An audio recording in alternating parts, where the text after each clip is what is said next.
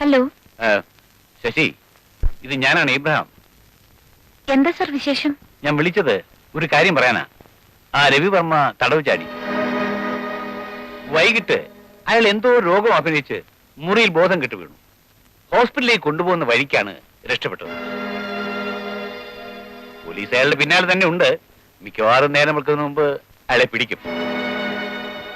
പിന്നെ അസമത്ത് ആരെങ്കിലും വന്ന് മുറിയിൽ തട്ടുവോ മുട്ടുവോ ചെയ്താൽ തുറക്കണ്ട. അയാൾ എന്തിന് ഇവിടെ വരണം? വരേണ്ട കാര്യമൊന്നുമില്ല.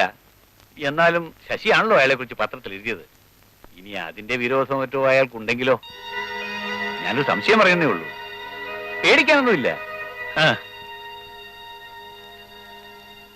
ആരാ ശശി? Chief editor. എന്താ ഈ അസമയത്ത്?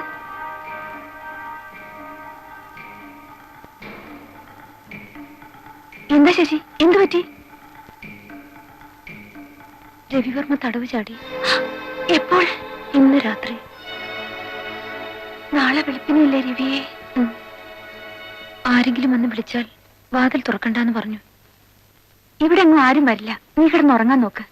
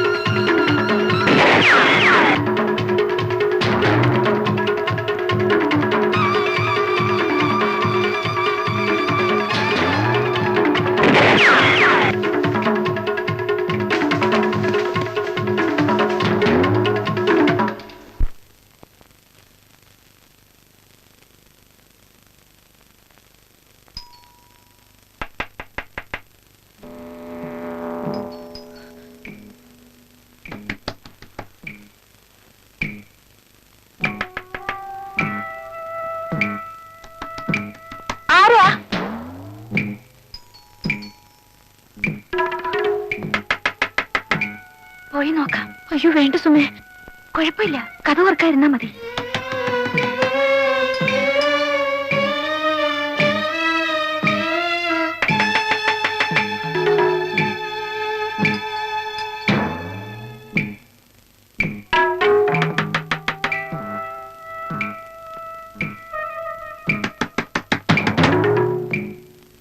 ആരാണെന്ന് ചോദിച്ചത്?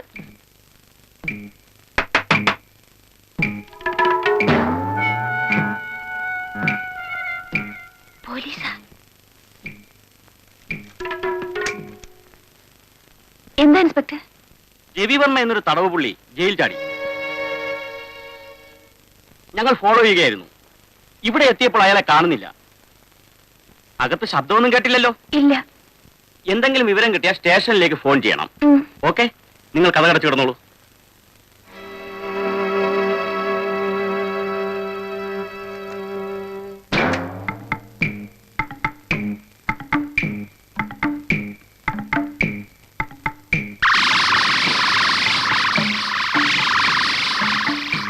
സുമേ,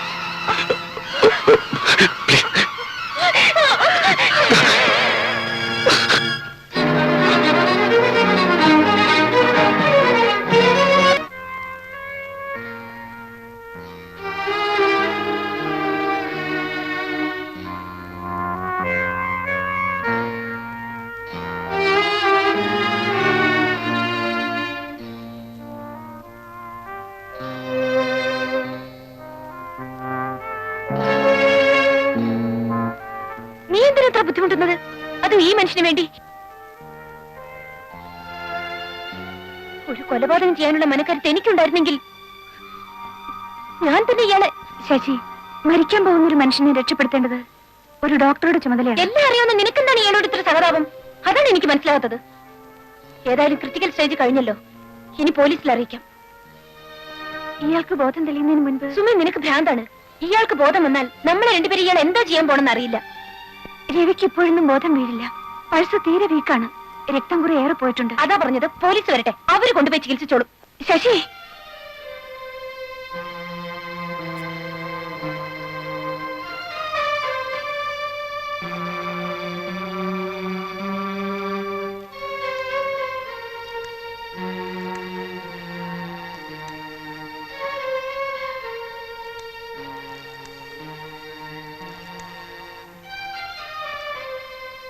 ഹലോ, പോലീസ് സ്റ്റേഷൻ. രവിയുടെ പോക്കറ്റിൽ കിടന്ന മുദ്രക്കടലാസായത്. എന്താ ഇതില്? ഞാൻ വായിക്കാം. തെക്കങ്കൂർ കോവിലകത്ത് രവി എന്ന് വിളിക്കപ്പെടുന്ന KV രവിവർമ്മ എഴുതുന്ന വിൽപത്രം. സുപ്രീം കോടതി വിധി പ്രകാരം ഈ വരുന്ന 14-ാം തീയതി വധശിക്ഷയ്ക്ക് വിധേയനാകാൻ പോകുന്ന ഞാൻ എന്റെ സർവ്വ സ്വത്തുക്കളും പൂർണ്ണ മനസ്സോടെയും സമ്മതത്തോടെയും കൊല്ലപ്പെട്ട എന്റെ ഭാര്യ മേഴ്സിയുടെ ഇളയ സഹോദരിയായ ശശികല വർഗീസിനും സഹോദരനും മൈനറുമായ ജോയ് വർഗീസിനും ഇതിനാൽ നൽകിക്കൊള്ളുന്നു. സ്വത്തുക്കളെ സംബന്ധിക്കുന്ന വിവരങ്ങൾ താഴെ ചേർത്തിരിക്കുന്നു. രവിവർമ്മ.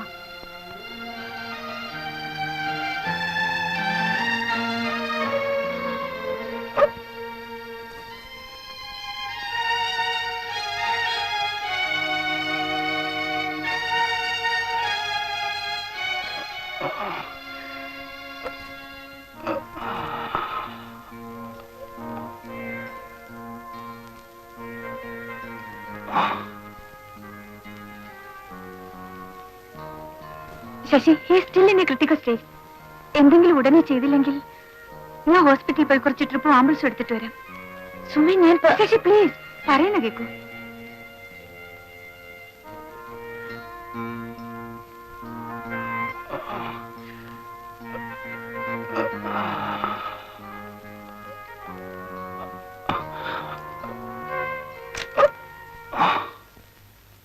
ശശി ഇവിടെ ജോയിൻ ചെയ്തതിനു ശേഷം ഇതുവരെ ലീവ് ഒന്നും എടുത്തിട്ടില്ലെന്ന് എനിക്കറിയാം.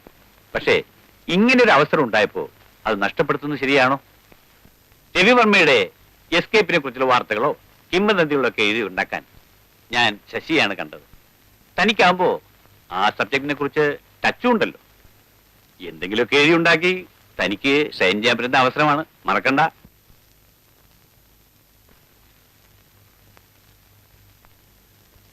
ഒരാഴ്ചത്തെ ലീവ് സാങ്ഷൻ ചെയ്തിട്ടുണ്ട്. അത് കഴിയുമ്പോൾ നേരെ പോന്നേക്കണം.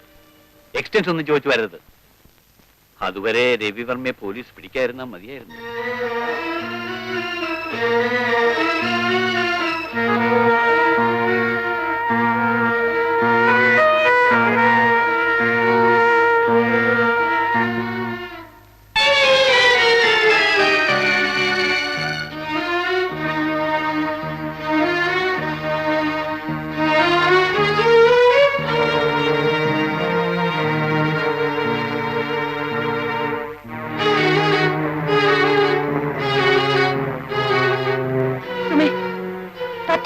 ആരെങ്കിലും ഒക്കെ അന്വേഷിച്ച് വരുമെന്ന് എന്റെ പേടി. പുറത്താരെങ്കിലും അറിഞ്ഞാൽ നമ്മളായിരിക്കും ആദ്യം ജയിലിൽ പോകുന്നത്. സുമേ, ഞാൻ പറയുന്നൊന്ന് കേൾക്കൂ. ഇനിയെങ്കിലും പോലീസിൽ അറിയിക്കാം. അവര് കൊണ്ടുപോയി ചികിത്സിച്ചോളും. ശരിയാണ്, അവര് ചികിത്സിച്ച് രക്ഷപ്പെടുത്തും. എന്നിട്ട് എന്തിനാ തൂക്കിക്കൊല്ലാൻ? നിനക്കെന്താ ഇയാള് രക്ഷപ്പെടുന്ന ഇത്ര വാശി? എനിക്കറിയാം, നീ ആ വിൽപത്രം കണ്ട് വീണുപോയി കാണും. എനിക്ക് അയാളുടെ പണം സ്വത്തൊന്നും വേണ്ട. നീ എന്തൊക്കെ പറഞ്ഞാലും ഇയാളെ രക്ഷപ്പെടുത്താൻ ഞാൻ കൂട്ടി നിൽക്കില്ല. He deserves death. ഒരു പക്ഷേ രവി നിരപരാധിയാണെങ്കിലോ? അതോർത്ത് ജീവിതം മുഴുവൻ നമുക്ക് പശ്ചാത്തപിക്കേണ്ടി വരില്ലേ ശശി?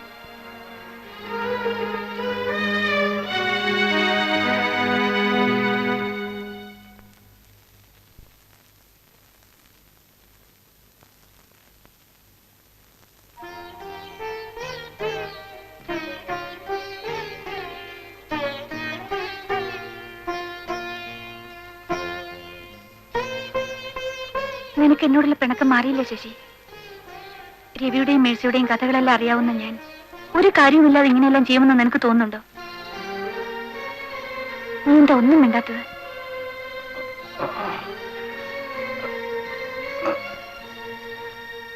രവിക്ക് ബോധം തെളിഞ്ഞെന്ന് തോന്നുന്നു.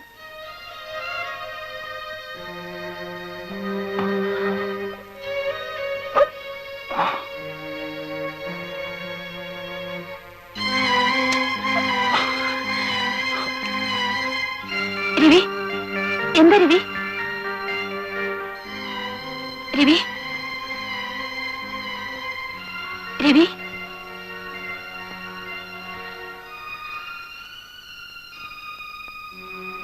സുമേ, ഇതെവിടെ? ആശുപത്രിയാണോ? അല്ല, എന്റെ വീടാണ്. ഞാൻ ഇവിടാണോ? എന്റെ കയ്യിൽ മുദ്രക്കടലാസ് ഉണ്ടായിരുന്നല്ലോ. കിട്ടി, ഞാനിവിടെ എടുത്തു വെച്ചിട്ടുണ്ട്. എന്റെ കൈയും കാലും ആകെ വേദനിക്കുന്നു. ഈ കെട്ടൊന്ന് അഴിച്ചു വിടാമോ? ഇല്ല. ഇത് അഴിച്ചാലും എനിക്ക് അങ്ങോട്ട് പറ്റുമെന്ന് തോന്നുന്നില്ല. വെളുപ്പാങ്കാലത്ത് പോലീസിനെ ഭയം ഓടി കയറിയതാ. ഞാൻ നിങ്ങൾ ആരെയും ഉപദ്രവിക്കില്ല. അഴിക്കട്ടെ ശശി. വേണ്ടെന്ന് പറഞ്ഞില്ലേ? എന്നെ ഒന്ന് അഴിച്ചു വിടൂ. ഞാൻ എവിടെയെങ്കിലും പോയിക്കോളാം. പ്ലീസ് എന്നെ ഒന്ന് അഴിച്ചു വിടൂ സുമേ. പ്ലീസ് എന്നെ ഒന്ന് അഴിച്ചു വിടൂ സുമേ. സുമേ, എന്തെങ്കിലും ചടക്കി കുത്തിവെച്ച് ഇയാൾ ഉറക്ക്, അല്ലെങ്കിൽ പോലീസിനെ അറിയിക്ക്. എനിക്കൊന്ന് ഉറങ്ങണം. എന്നെ ഉറക്കരുത്, ഞാൻ പോയിക്കോളാം. പ്ലീസ് സുമേ, എന്നെ ഉറക്കരുത്. പ്ലീസ്, എനിക്ക് പോണം. എന്നെ ഉറക്കരുത്, ഞാൻ പോയിക്കോളാം. പ്ലീസ് ഉറക്കരുത്. പ്ലീസ് എന്നെ ഉറക്കരുത് സുമേ. പ്ലീസ് സുമേ, വേണ്ട സുമേ. പ്ലീസ് പ്ലീസ് ഉറക്കരുത്. Please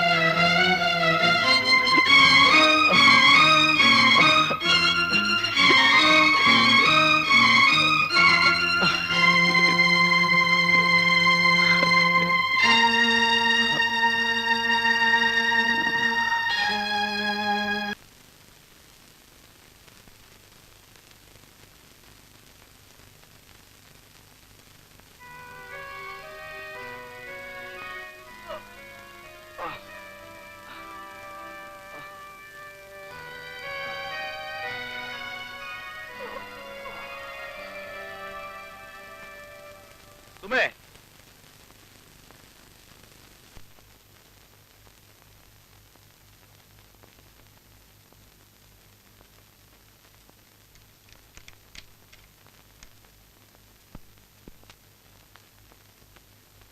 good morning.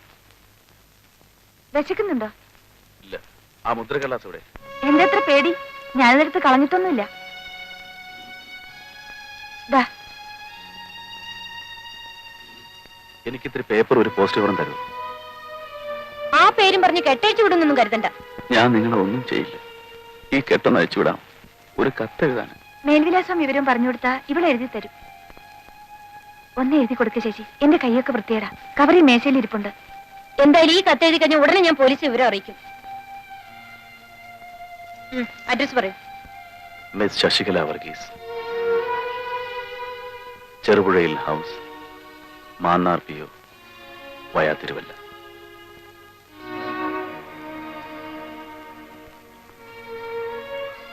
പ്രിയപ്പെട്ട അനുജത്തിക്ക്,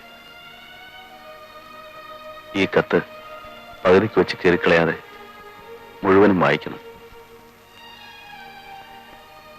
എന്റെ എല്ലാ സ്വത്തുക്കളും നിന്റെയും ജോയ്മോന്റെയും പേർക്ക് എഴുതി വെച്ചിട്ടുള്ള ഇഷ്ടദാനാധാരവും ഇതിനോടൊപ്പം ഉണ്ട്. എനിക്ക് സ്വന്തമെന്ന് പറയാൻ നിങ്ങളൊക്കെയുള്ളൂ. ഒരിക്കലും നിങ്ങൾ ആരെയും ഞാൻ നേരിൽ കണ്ടിട്ടില്ല. എന്നാലും എല്ലാരെ കുറിച്ചും മേഴ്സി എന്നോട് എന്നും പറയുമായിരുന്നു.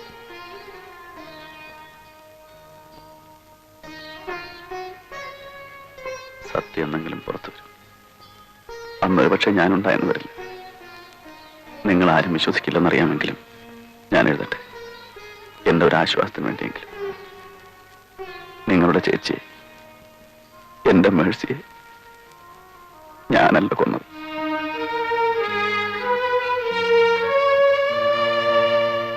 അവൾ എന്ത് തെറ്റ് ചെയ്താലും എനിക്ക് അവളെ കൊല്ലാൻ കഴിയുമായിരുന്നില്ല. ഈ ജീവിതത്തിൽ ഞാൻ ആരെങ്കിലും സ്നേഹിച്ചിട്ടുണ്ടെങ്കിൽ അതെന്റെ മേഴ്സിയായിരുന്നു. എനിക്ക് അവൾ ജീവനായിരുന്നു. അവൾ എന്റെ ഭാര്യയായിരുന്നു, എന്റെ മോളായിരുന്നു, എന്റെ അമ്മയായിരുന്നു. നിങ്ങൾ പറയുന്ന ഒന്നും ഞാൻ വിശ്വസിക്കില്ല. നിങ്ങൾ പറയില്ല, എല്ലാം പച്ചക്കള്ളമാണ്. എന്റെ പേര് നിങ്ങളാണ്. നിങ്ങൾ അങ്ങനെ എളുപ്പത്തിൽ രക്ഷപ്പെടാമെന്നും കരുതണ്ട.